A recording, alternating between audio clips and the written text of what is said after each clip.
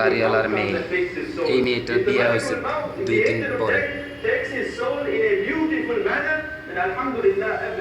অবশেষে আমি যখন কোনো আশ্রয় না পাই, এখন ভিতরে আমার গায়ে পড়তেছে যত মারধর,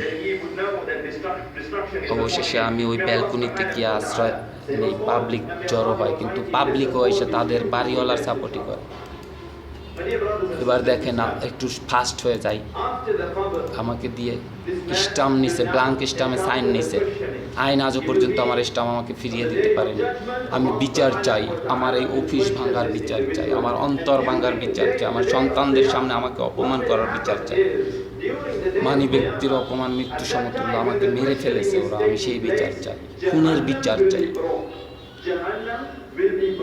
ওদের বিচার করো রব, তুমি তোমার প্রতিনিধি দ্বারা ওদের বিচার করো।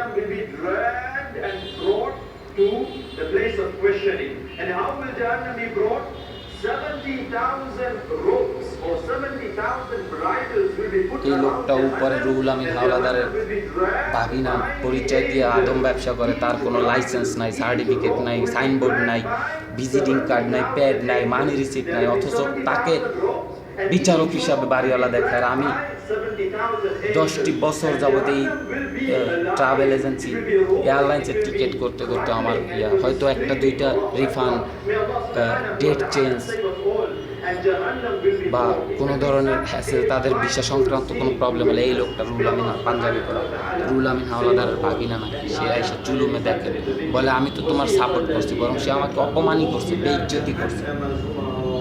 আমি তার বিচার চাই। তবে সবার বিচার তো আর মানুষের কাছে চাওয়া যায় না, মানুষ বিচার করতেও পারে না, বিচার করে মহান রব। আমার স্ত্রী, সন্তান, আমার অফিসের স্টাফদের দিয়া 300 টাকার প্লাঙ্ক স্টাম্পে সাইন নেওয়া হয়েছে। কিচ্ছু করতে পারবি না তোরা ওই স্টাম্প দিয়া। আমি থুক দিই তোর মতো বাড়িওয়ালার কপালে, আমি থুক দিই তোর রুহুল আমিন হাওলাদার মুখের মধ্যে। শুয়ারের বাচ্চা, তোদের স্থান কোথায়? তোরা বিরোধী দলের নামে মাদার চোদ, তোরা লুইটা নিতেছ দেশ। জুতা মারি তোর রুহুল আমিন হাওলাদারের কপালে, শুয়ারের বাচ্চা। যদি সত্যিই তোর রুহুল আমিন হাওলাদার মামা হয়ে থাকে আর তোর এইভাবে ট্যাকেল দিয়ে থাকে, তুই আমার কাছ থেকে ব্লাঙ্ক স্টাম্পে সাইন নেওয়াইলি। বিচার করবে দেশের জনতা, তোর আল্লাহ বিচার